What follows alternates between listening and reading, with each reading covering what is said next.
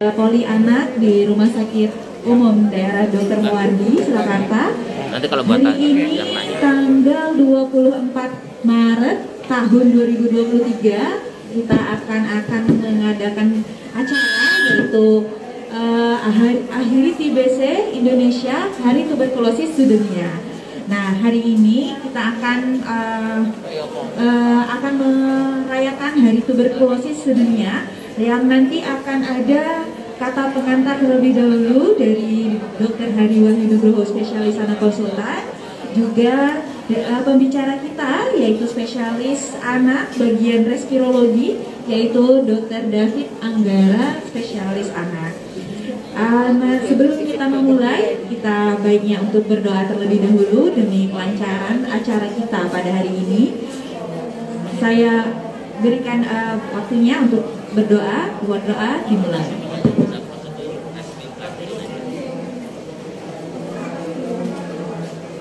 Berdoa selesai.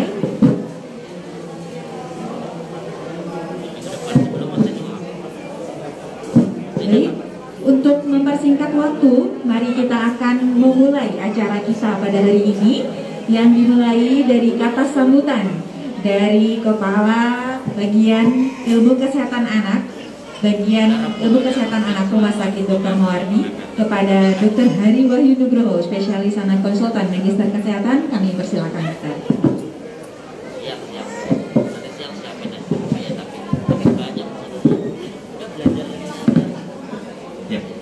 Bismillahirrahmanirrahim. Assalamualaikum warahmatullahi wabarakatuh. Selamat siang saya ucapkan kepada Bapak Ibu yang hari ini kebetulan hadir di Poliklinik Bagian Ilmu Kesehatan Anak. Puji syukur, alhamdulillah, marilah kita panjatkan kita bisa berkumpul pada siang hari ini di hari kedua di bulan suci Ramadan. Tadi sudah disampaikan bahwa hari ini adalah hari peringatan TBC sedunia. TBC atau TB ini ya, Bapak Ibu, kita saat ini Indonesia ada di peringkat ketiga sedunia. Artinya cukup sangat banyak penderita TBC di seluruh dunia. Nah, pada hari ini Ikatan Dokter Anak Indonesia ya mengadakan edukasi, ya mengadakan penyuluhan secara serentak seluruh Indonesia di seluruh rumah sakit yang ada dokter spesialis anaknya. Penyuluhan tentang apa? Tentang TBC, tentang TB, ya tentang flek. Itu sama aja, kalau dulu dokter-dokter zaman dulu nyebutnya flek, ya. Tapi sebenarnya itu adalah tuberkulosis atau yang disingkat dengan TBC atau TB. Nah, kami harapkan dengan adanya edukasi penyuluhan ini nanti yang akan disampaikan oleh rekan saya, Dr. David Anggara. Dr. David Anggara ini dokter anak yang khusus dari bagian respirologi, dari bagian penyakit saluran nafas. Nah, kami harapkan nanti melalui edukasi ini Bapak Ibu semua bisa lebih paham bagaimana mengetahui TBC, bagaimana pencegahannya, bagaimana mengatasinya, sehingga anak-anak kita semua nantinya saya harapkan tidak tertular atau terjangkiti TBC. Demikian ya Bapak Ibu ya. Saya harapkan semoga acara hari ini bisa bermanfaat untuk kita semua, untuk anak-anak kita, untuk kesehatan dan kesejahteraan anak-anak kita. Terima kasih atas perhatian Bapak Ibu semua. Wassalamualaikum warahmatullahi wabarakatuh.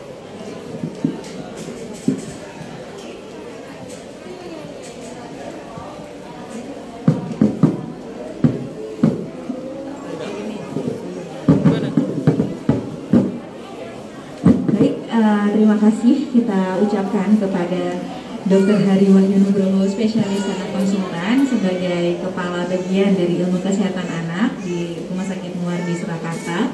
Untuk acara selanjutnya, mari kita mulai acara inti dari acara hari ini, yaitu materi tentang tuberkulosis pada anak yang akan disampaikan oleh Dr. David Anggara, spesialis anak, bagian respirologi atau bagian paru, yang materinya sungguh sangat menarik. Saya harapkan nanti Bapak, Ibu, Ayah, Bunda semuanya bisa mendapatkan manfaat dari materi yang akan disampaikan oleh Dr. David hari ini.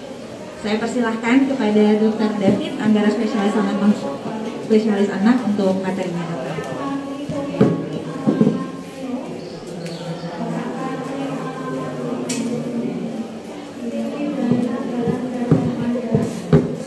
Selamat pagi Bapak Ibu semua. Assalamualaikum warahmatullahi wabarakatuh. Sambil menunggu antrian obat, ini efeknya seperti yang ada di sebelah kiri, TBC tulang.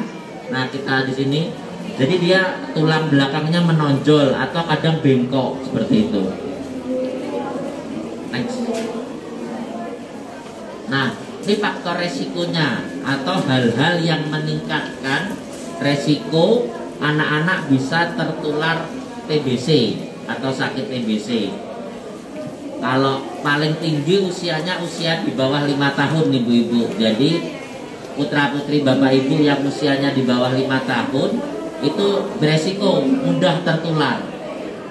Kemudian kalau dia kondisi kekebalan tubuhnya menurun, contohnya pada anak-anak dengan gizi buruk, anak-anak yang menderita diabetes atau sakit gula, anak-anak yang menderita kanker atau pengobatan kemoterapi ataupun pengobatan contohnya obat-obat yang menekan kekebalan tubuh, kortikosteroid. Nah, itu anak-anak yang seperti itu dia beresiko untuk mudah tertular bakteri TBC. Terus kemudian anak-anak yang dia sehat tapi dia sering kontak atau sering bertemu dengan orang dewasa yang sakit TBC, itu juga mudah tertular. Nah, ini gejala-gejalanya ibu-ibu. Mungkin nanti kalau ada putra-putri bapak ibu atau saudara yang masih kecil dengan gejala-gejala, yang pertama dia batuk lama. Lamanya berapa lama? Lebih dari 2 minggu. Dia batuk lebih dari 2 minggu, batuknya terus menerus atau hilang timbul lebih dari 2 minggu, itu kita bisa curiga dia terinfeksi TBC. Kemudian demam lebih dari 2 minggu juga. Terus kemudian berat badannya turun atau dia sulit naik berat badannya, itu juga salah satu gejala infeksi TB. Jadi kalau berat badannya susah naik atau tiba-tiba dalam 1 bulan kok turun banyak, itu salah satu gejala juga. Kita harus waspada, harus diperiksakan apakah mengarah ke infeksi TB atau tidak. Kemudian anaknya yang biasanya aktif itu jadi malas aktivitas. Jadi seringnya tidur, seringnya mudah ngantuk, seringnya tidak mau main. Nah, itu kita harus juga waspada. Nah, terus kalau seandainya ada gejala-gejala itu tadi, batuk lama lebih dari 2 minggu atau ada demam lebih dari 2 minggu, berat badannya susah naik atau cenderung turun, atau dia berat badannya naik tapi tidak sesuai dengan target kenaikan berat badan minimal. Kalau di buku KIA kan ada kan ibu-ibu ya, target kenaikan berat badan minimal. Contohnya targetnya dia bulan ini 400 gram, tapi dia kok cuma naik 100 gram. Kemudian bulan depannya harusnya target naiknya 300 gram, tapi kok naiknya hanya 100 gram. Nah, itu kan dia tidak naik sesuai dengan kenaikan berat badan minimal. Itu juga harus curiga ke arah infeksi TB. Kalau kemudian ada hal-hal tersebut, bagaimana? Ya, diperiksakan ke dokter, nanti di dokter akan cari apakah memang ada infeksi TB atau ada penyebab lainnya, seperti itu. Next. Nah, pemeriksaannya macam-macam. Nanti selain ditanya-tanya, pasti akan ditanya-tanya, kemudian akan dilakukan pemeriksaan. Pemeriksaannya bisa menggunakan namanya mantop atau IGRA, nanti disebutkan. Itu bisa diambil darahnya atau disuntik suatu cairan yang sedikit di kulit, seperti itu. Nanti diperiksa hasilnya. Itu salah satu pemeriksaannya. Next. Nah, selain itu nanti juga dilakukan foto rongsen dada, kemudian dilakukan pemeriksaan dahak. Nah, anak kecil kan tidak bisa berdahak. Nah, nanti bisa dibantu cara berdahaknya. Atau kalau memang kesulitan, nanti ada pemeriksaan tadi, ada mantuk, ada IGRA, ada foto torak atau foto rongsen dada. Nah, kesemuanya itu nanti digabungkan dengan gejala-gejala yang ada di putra-putri Bapak Ibu atau di anak-anak. Nanti baru kita bisa melihat apakah dia sakit TB atau terinfeksi TB atau tidak, seperti itu. Jadi Bapak Ibu tidak perlu khawatir, wah nanti anak saya di TB-kan. Tidak ada seperti itu. Jadi memang nanti ada tahapan-tahapannya. Baru setelah itu kita lakukan, baru nanti diobati atau tidak diobati, seperti itu. Jadi ada gejalanya, berat badan dan lain sebagainya tadi. Next.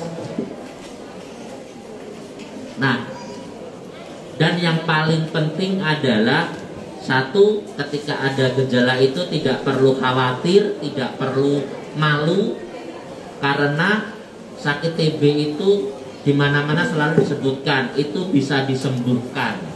Yang pertama itu bisa disembuhkan. Kemudian pengobatannya kalau di rumah sakit, di puskesmas itu semuanya gratis. Mau ibu pakai umum, mau ibu pakai BPJS, kalau dilakukan di rumah sakit atau di puskesmas pasti gratis. Karena obat TB-nya ada program dari pemerintah dan itu bisa disembuhkan. Karena kalau itu tidak diobati, karena mungkin malu, wah anak saya sakit TB, jangan-jangan ini keturunan, kemudian naik dan malu, itu malah merugikan anak-anaknya nanti. Karena sakit TB itu bukan keturunan, itu hanya ditularkan dari orang lain, dan itu bisa disembuhkan, obatnya sudah ada. Begitu. Jadi tidak perlu malu, tidak perlu khawatir. Dan satu hal lagi, sakit TB atau penyakit TBC atau flek itu bukan untuk atau penyakit yang menyerang orang-orang yang dalam tanda kutip kurang mampu atau tidak bersih, tidak. Sakit TB itu bisa menyerang atau bisa menular ke siapa saja. Ke anak-anak kita siapa saja itu bisa ditularkan oleh keluarga yang ada di sekitarnya, tetangga, atau mungkin kalau di penitipan anak bisa ditularkan dari penitipan anak juga bisa, sekolah ditularkan di sekolah juga bisa. Jadi tidak perlu malu atau tidak perlu khawatir kalau mau memeriksakan atau khawatir curiga ke arah TBC. Nah, ini lama pengobatannya nanti macam-macam ibu-ibu ya. Jadi kok bisa 6 bulan, kok bisa 12 bulan, itu tergantung dari sakit TBC-nya. Jadi kalau untuk sakit TBC itu nanti pengobatannya paling cepat itu 6 bulan, nanti ada yang bisa sampai dengan 12 bulan. Nanti tergantung sakitnya, kan macam-macam tadi penyakit TBC. Jadi nanti Bapak Ibu kalau kemudian ada putra-putrinya atau saudaranya dikatakan oleh dokter sakit TBC, tanya saja pengobatannya berapa lama. Boleh tanya. Nanti ditanya juga kalau pengobatannya katakanlah lebih lama 9 bulan atau 12 bulan, nggak apa-apa ditanya juga. Kenapa kok 9 bulan, kenapa 12 bulan? Karena itu kan minum obatnya tiap hari ya Bapak Ibu. Jadi Bapak Ibu harus yakin, harus harus benar-benar tahu kenapa kok pengobatannya 6 sampai 12 bulan. Tidak apa-apa kalau mau bertanya nanti, gitu ya. Nah, kalau tidak diobati bagaimana?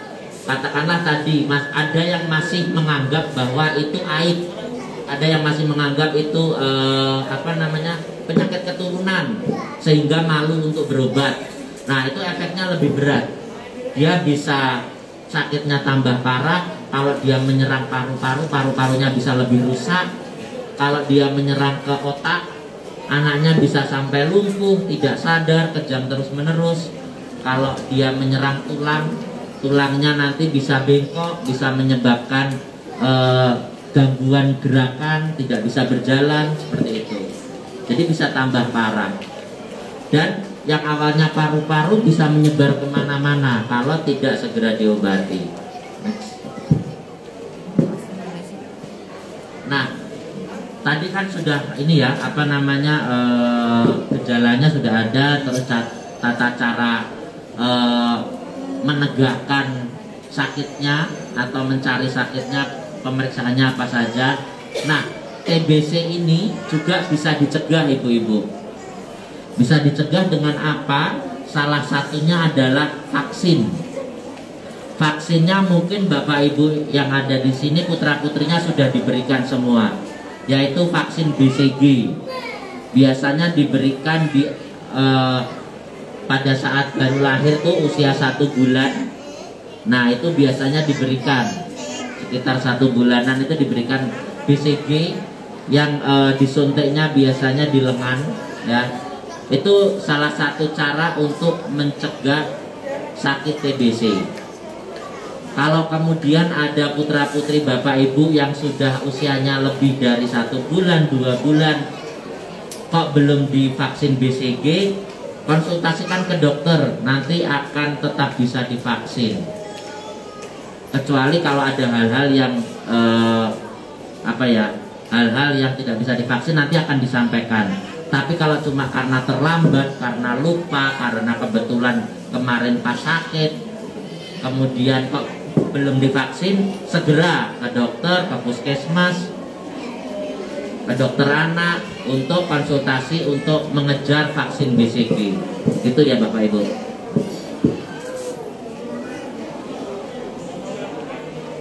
Nah, ini next aja. Nanti kalau ini biasanya kalau Bapak Ibu konsultasi apakah perlu pengobatan, nanti akan dijelaskan lama pengobatan dan lain sebagainya. Nah, ini kalau ada pertanyaan, pengasuh anak saya dinyatakan sakit TBC paru oleh dokter, apa yang harus saya lakukan? Jadi kalau di rumah punya mbak, punya yang ngasuh anak, atau kebetulan tetangganya sakit TBC tapi kemudian sering main ke rumah, atau eyangnya atau siapapun yang sering berkontak dengan putra-putri kita, baru tahu nih, oh ternyata sakit TBC. Terus kayak gimana? Tidak perlu khawatir, tidak perlu panik, segera dibawa ke fasilitas kesehatan terdekat. Puskesmas boleh, rumah sakit boleh, dokter anak, monggo silahkan, untuk dilihat apakah putra-putri Bapak Ibu, anak-anak kita tertular atau tidak, seperti itu. Nah, ini salah satu contoh kasus saja. Kalau ada anak usia 14 bulan, dia ibunya sakit TBC. Kalau ibunya kan pasti sering kontak ya, sering ketemu. Terus anaknya tidak diperiksakan, anaknya tidak diperiksakan sama sekali. Selang beberapa lama dia sakit berat sampai demam, sesak, akhirnya harus masuk ke ruang ICU, seperti itu. Jadi ketika ada orang terdekat kita yang pengobatan TBC, kalau di situ ada anak-anak kecil, segera periksakan, biar nanti dinilai apakah perlu diobati atau diberi obat pencegahan atau tidak, nanti lebih baik diperiksakan. Next. Nah, ini kalau kita lihat tadi yang anak usia 14 bulan, paru-parunya kan parah sakitnya, karena itu tadi ibunya sakit TBC tapi tidak diberikan obat-obat pencegahan atau tidak diperiksakan sama sekali. Next. Nah ini tidak perlu kita bahas karena nanti ketika ibu memeriksakan putra-putri ibu akan dijelaskan.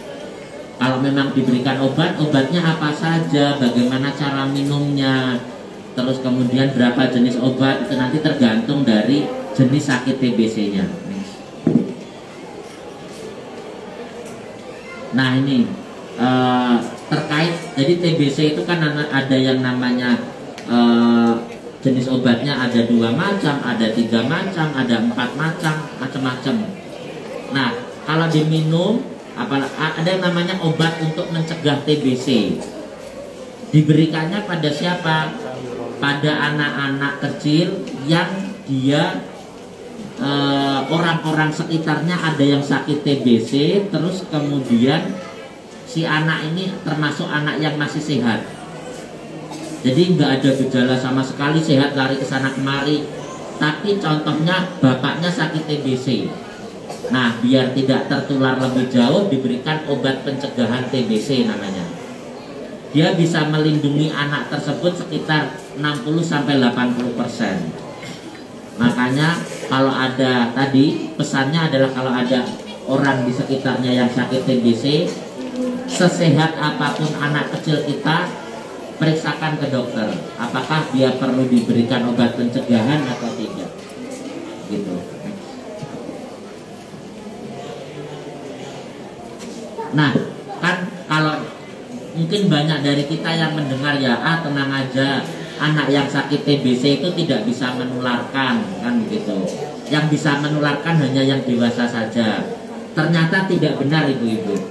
Anak-anak yang sakit TBC itu juga berpotensi bisa menularkan.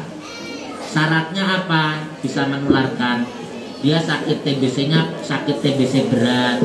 Kemudian di dahaknya kalau kita periksa ada kuman TBC-nya. Terus kemudian terutama anak-anak yang sudah remaja, yang di atas 10 tahun ke atas. Itu walaupun anak-anak dia berpotensi juga bisa menularkan.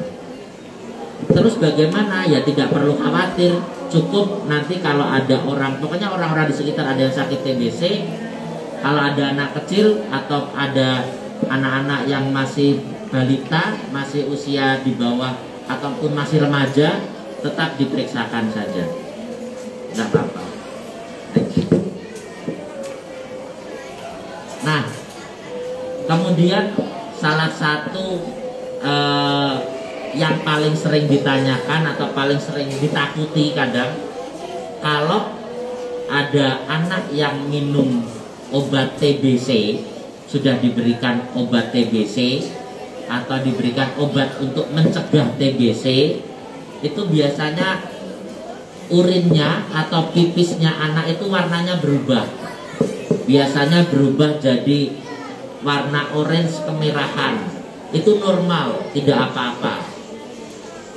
Jadi kalau nanti mungkin ada tetangga, ada saudara atau putra-putri kita sendiri yang diberikan obat TBC, salah satu efeknya adalah pipisnya berubah warna jadi orange kemerahan.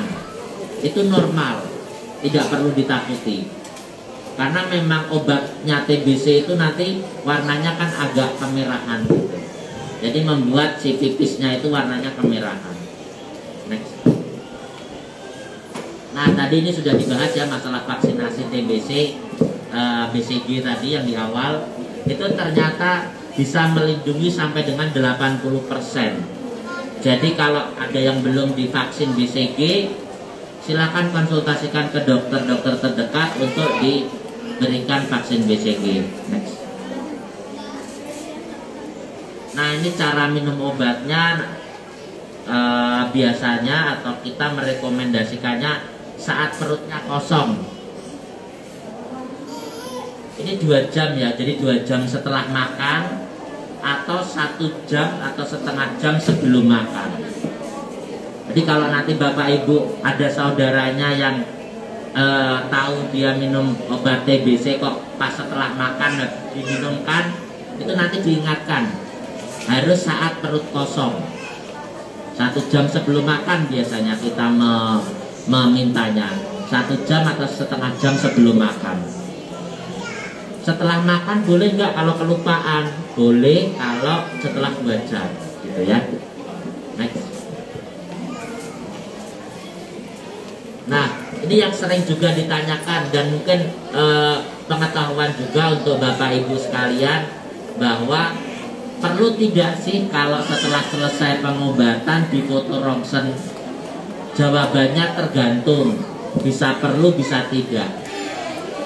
Jadi nanti ibu-ibu tidak perlu khawatir kalau setelah selesai pengobatan, contohnya 6 bulan, sama dokternya tidak di rongsen dada.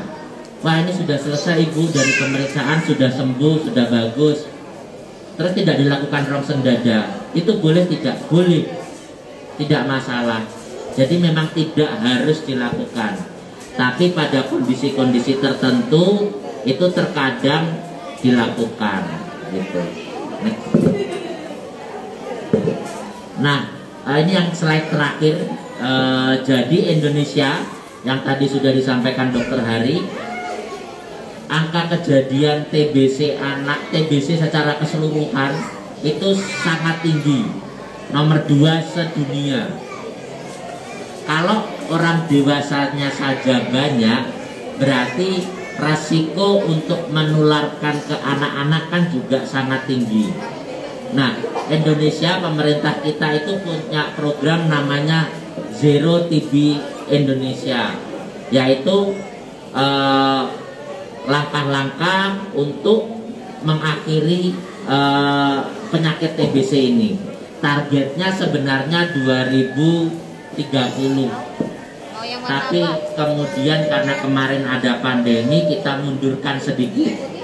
Tapi prinsipnya salah satunya adalah dengan memberikan ini tadi, info kepada Bapak Ibu. Jangan ragu untuk memeriksakan putra-putrinya kalau memang curiga ke arah TBC atau di sekitarnya ada yang sakit TBC. Dan satu hal lagi Bapak Ibu, kalau ada anak-anak yang dia dikatakan sakit TBC, sebaiknya keluarga yang terdekatnya itu periksa juga. Contohnya, ada satu anak, dia berat badan susah naik, tambah kurus, kemudian diperiksa, ditanya-tanya, diperiksa, dilakukan pemeriksaan, ternyata dia sakit TBC. Nah, tidak usah bingung, nah ini ditularkan oleh mana ya dan lain sebagainya, menyalahkan sana sini, tidak perlu. Yang terpenting adalah orang-orang terdekatnya ikut periksa juga. Kenapa? Supaya nanti kalau memang orang terdekatnya itu terinfeksi TBC ataupun sakit TBC, bisa segera diobati. Jadi tidak muter aja, anaknya diobati, orang terdekatnya tidak, kemudian nanti nularkan lagi. Nah itu nanti akan muter. Makanya kalau ada anak yang sakit TBC, orang-orang di sekitar rumahnya atau di dalam rumahnya itu sebaiknya periksa juga. Nah, hari ini hari TBC sedunia, dan kita memperingatinya tadi yang disampaikan Dokter Hari, kita lakukan penyuluhan ke semua rumah sakit, puskesmas, klinik dan lain sebagainya. Untuk tadi endingnya adalah supaya kasus TBC di Indonesia itu kalau bisa mendekati nilai 0. Ya setidaknya jangan nomor 2 terus lah, turun di luar 10 besar gitulah Bu. Intinya seperti itu. Terima kasih untuk perhatiannya. Jika ada yang mau ditanyakan atau mau diskusi atau mau bertukar pengalaman, kami persilakan. Ya silakan Bu.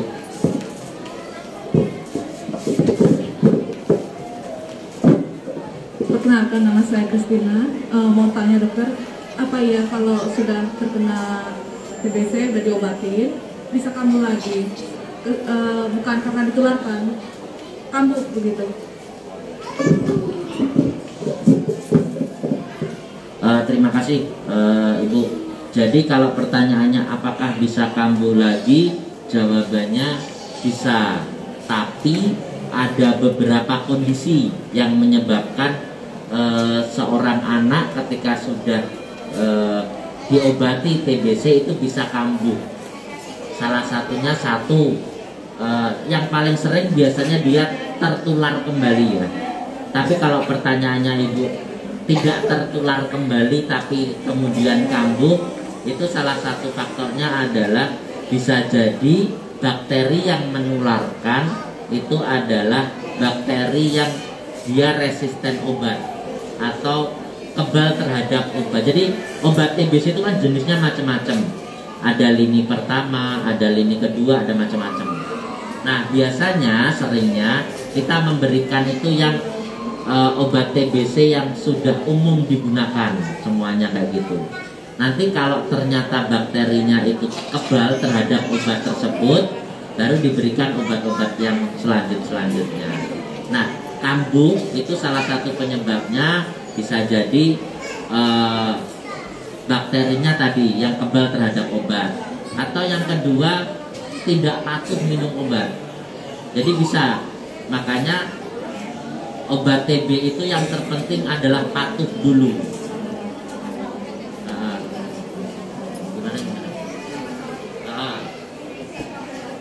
Kalau sudah sembuh 8 tahun, pertanyaannya mungkin tidak kambuh lagi, itu perlu dievaluasi. Gitu. Itu perlu dievaluasi apakah gejala yang sekarang itu memang TBC, apakah itu TBC yang berkaitan dengan yang dulu, ataukah itu TBC baru. Kalau TBC baru, apakah dia karena batuk lama itu tidak punya miliknya TBC. Batuk lama itu bisa asma, juga bisa batuk lama. Makanya harus dievaluasi tadi, apakah dia memang TBC atau batuk lama atau batuk kronis karena penyebab lain. Begitu. Gitu ya. Oke, terima kasih Ibu. Mungkin ada yang lain yang mau bertanya, kami persilahkan.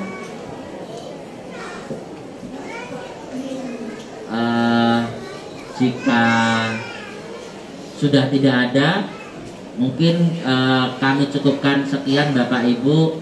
Semoga penyuluhan hari ini bermanfaat, memberikan tambahan informasi kepada Bapak Ibu semuanya, dan lebih terbuka, lebih waspada terhadap sakit TBC. Dan silakan berkonsultasi, silakan bertanya kalau memang ada kecurigaan putra putrinya atau saudaranya terkena atau terinfeksi TBC. Dari saya sekian, terima kasih untuk perhatian Bapak Ibu semuanya. Wassalamualaikum warahmatullahi wabarakatuh.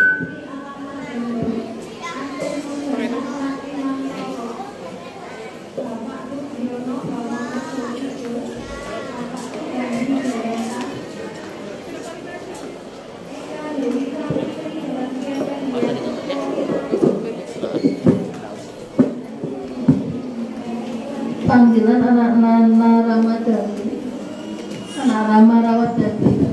Assalamualaikum warahmatullahi wabarakatuh.